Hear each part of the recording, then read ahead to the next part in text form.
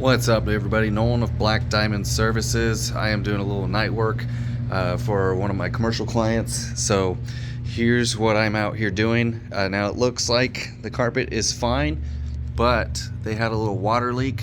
We had a big storm kind of spanned over a couple weeks, and so they got some water onto the carpet. It looks like it dried out, but they just wanted me to go over the affected area, which is just within this cubicle, kind of out to here, and then ranging over to this area here. And then they said it kind of stopped right around here, but what I'm going to do is kind of get into here a little bit, just because I'm looking at where it dropped through, and coming down. So I kind of want to do a circle within this area around and inside of these cubicles. That way I can be sure I did everything I need to do. And I'm also using a product that I'm putting down first to help with any potential mildew. I don't know how much water had got onto the floor. They didn't specify, but I am going to clean it, and then I am going to leave them 2 fans. So if you're a cleaner, in a situation like this, you can help someone out, even if you are not certified or anything like that in restoration, because this doesn't need restoration. It just needs to be cleaned up. That way we don't have any odor issues if there was enough moisture, but as you guys can see, that is not the case.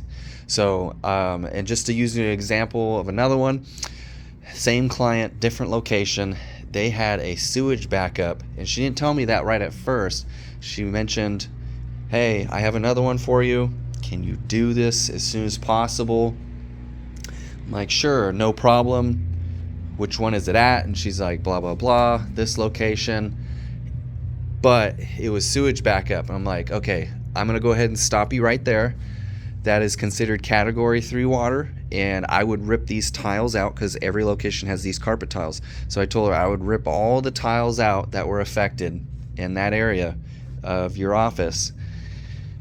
And then, because this is just carpet tiles to concrete, clean the concrete, sanitize that, and then replace the tiles.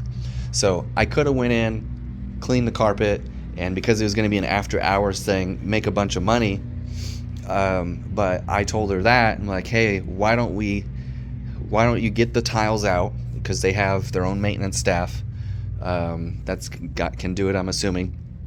And then they also said that she said there was a restoration company that came out there or something. Somebody did some restoration work, which I don't understand why they didn't rip it out, because that's what I learned when I took a restoration class, is if it's sewage backup, you tear it out and replace it, because the airborne pathogens and blah, blah, blah, bunch of stuff could cause issues in that situation. So they're going to pull the carpet tiles out. I said, do a few extras past the area where it was affected, just to be sure. I will come out and I will clean the concrete. I will put an odor barrier on it after I've cleaned it, and then I will go ahead and have them do, after it's dried and all that stuff, have them re-carpet the place. So I could have made a lot more money, but I am not set up completely to do full-on restoration, just minor stuff like this. So that's why I am doing it. I am explaining this so you guys understand why I'm out here. So maybe you can learn a little something if you're just watching for entertainment, or you're watching as a future carpet cleaner, business owner, whatever it may be. I try and occasionally talk about what I'm doing, so that way you guys can learn something and hopefully apply it and not have to potentially learn the hard way. So anytime I learn something new, I'm always grateful. I try and learn from more than one person whenever possible, just so that way I make sure I'm doing what I'm supposed to be doing. So like I said, the first thing I'm going to be doing is treating these areas. So bear with me as I try and do this one-handed.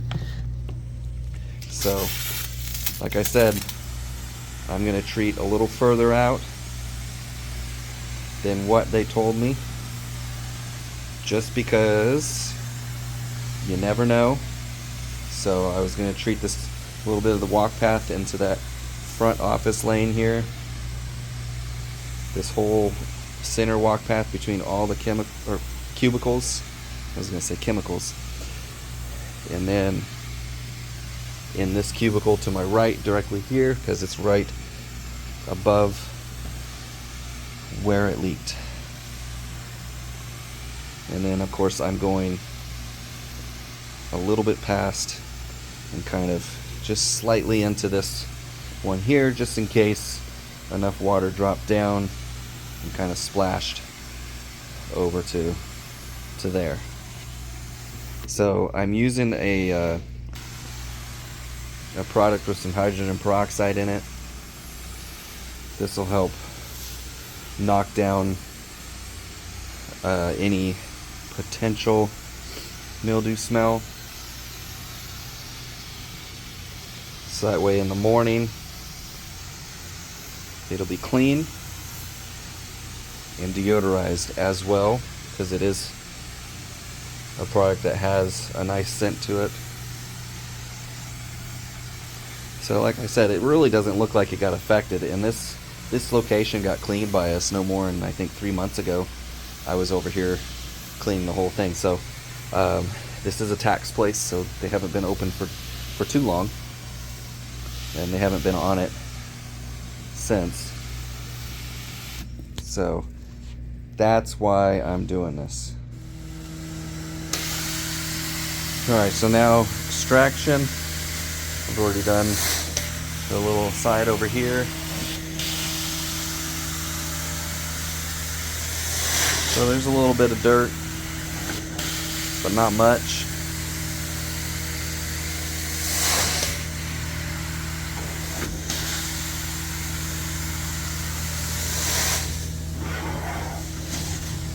So what I'm going to do, since the affected area is more or less right here and on the other side of the cubicle, is I'm going to put one of the fans underneath this desk pointing towards this area, just to speed dry the spot that was affected the most.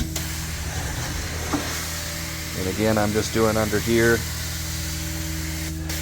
a little bit more of a courtesy, just to be sure, because it's not showing. And that's the thing with this brown carpet and some of the other locations, the color hides it really well.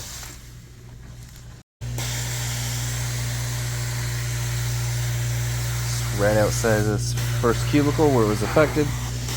Like I said, I'm going a little further just to be safe.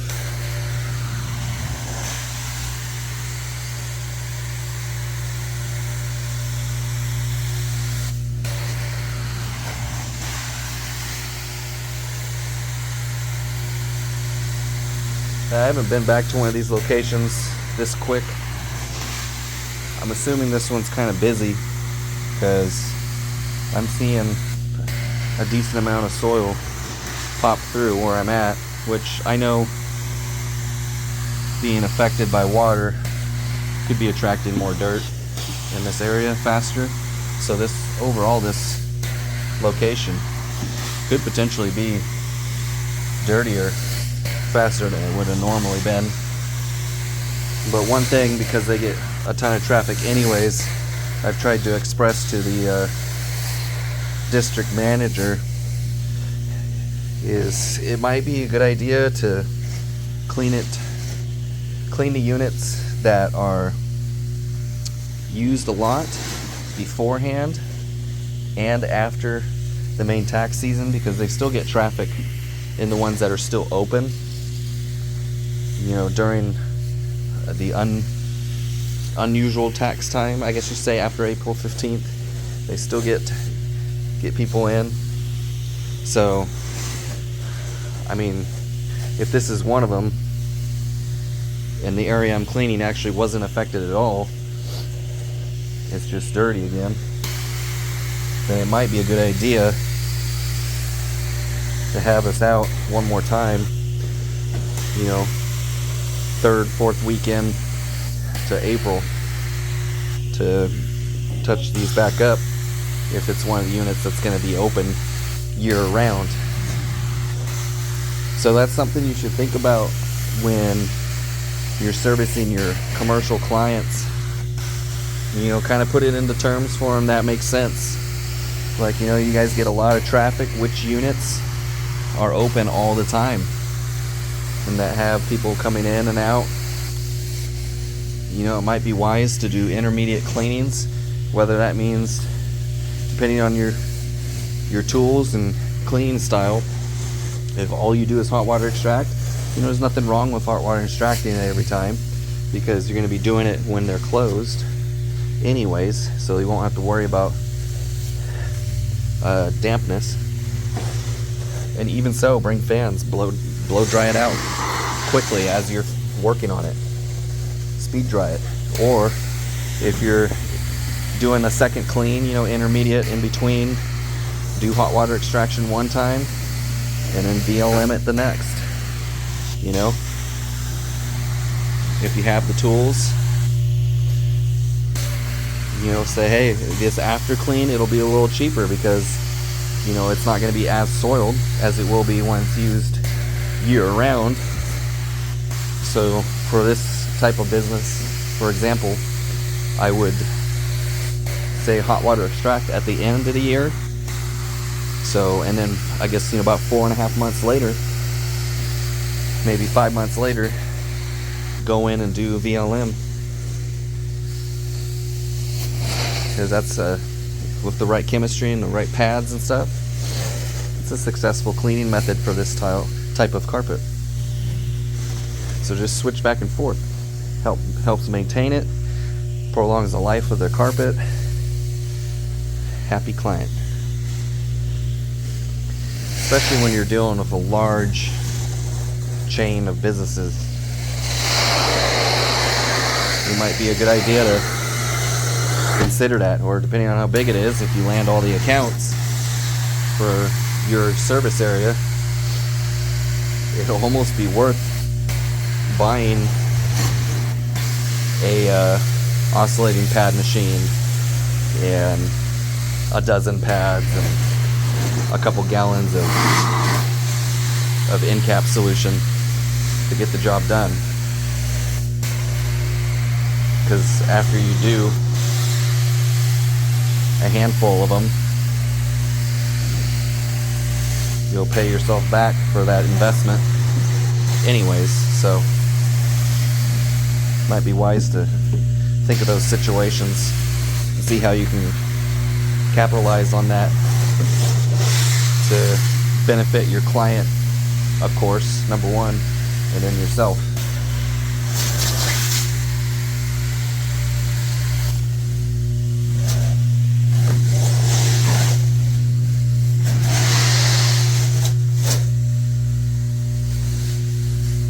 So, and again, just to reiterate, my client did specifically say just the affected area.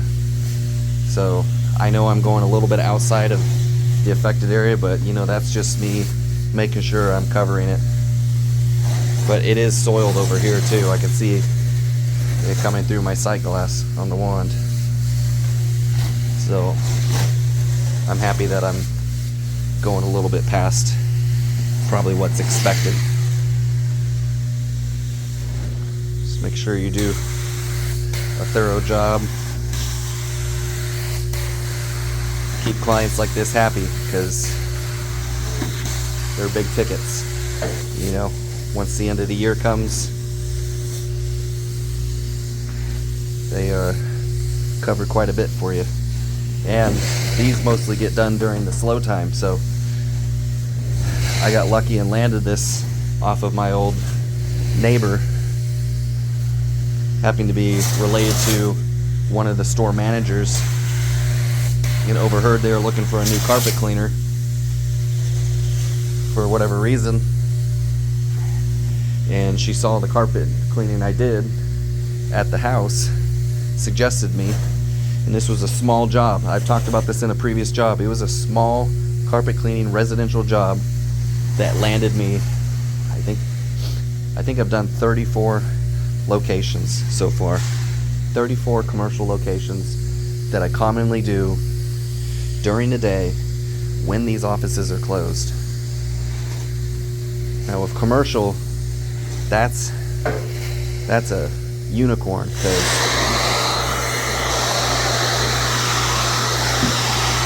you're usually doing it at night.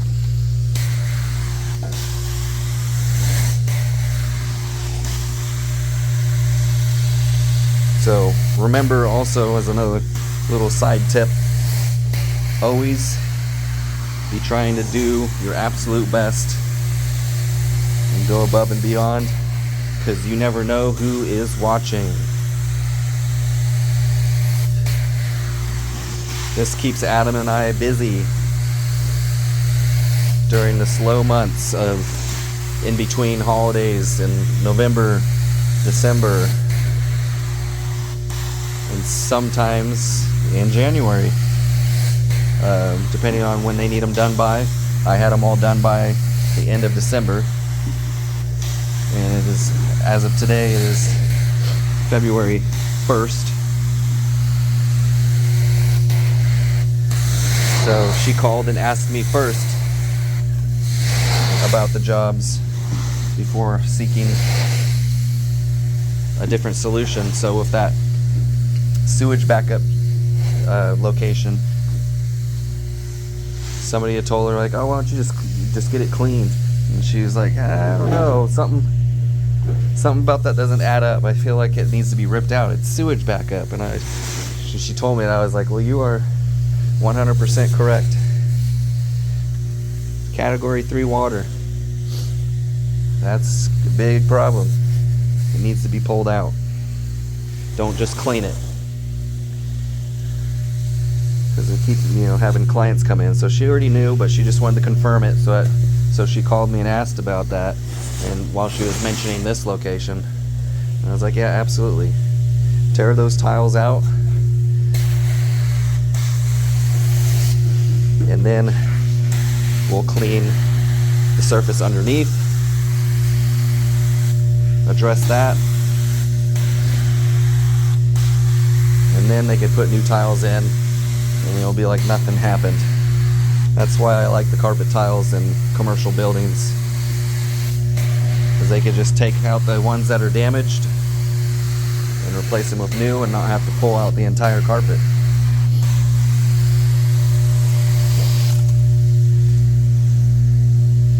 Or hope that you got a company that does a fantastic patch job.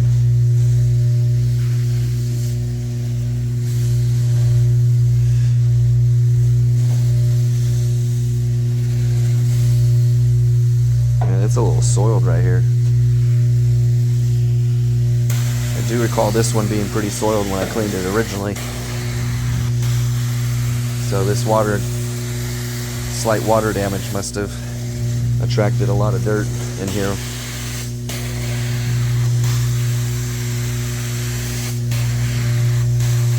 Anyways, I hope this has been informational.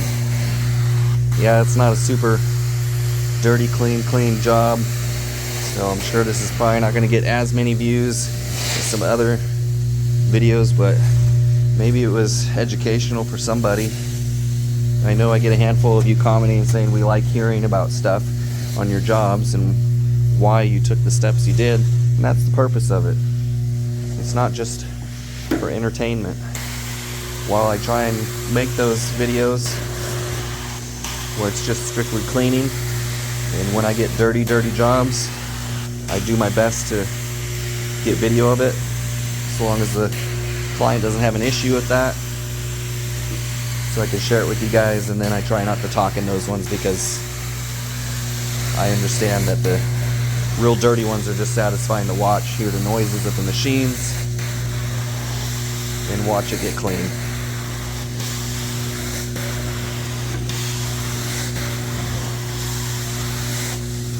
So thank you so much for watching, listening. If you made it all the way through, let me know in the comments. There's a handful of you that have been watching for 2-3 years. Thank you. Truly appreciate it. If anybody at all for any reason you want to support the channel in any way, in the description there will be our Cash App to help support the channel, or you can click on the Super Thanks button right beneath the video where you're watching. There should be a button that says Super Thanks, and you can donate there too. Either one is fine. Cash App is direct. Super Thanks is of course through YouTube, so they do get a little cut, but you know what? They set up the program, so can't complain. Anything helps. Allows us to grow and do things and get to a place that we hope to be at one day. So you guys have a wonderful day or night, whatever time it is that you're watching. It's a little slow right now, so videos aren't going to upload as quickly as they were recently. So bear with me. And there's videos that I could have shot, but I didn't because they just weren't super soiled jobs. They were kind of slightly dirty, so you guys wouldn't even notice the difference. So I did skip over 1 or 2 jobs and not video. But until then, thank you for watching Black Diamond Cleaning Services YouTube channel. You guys take care.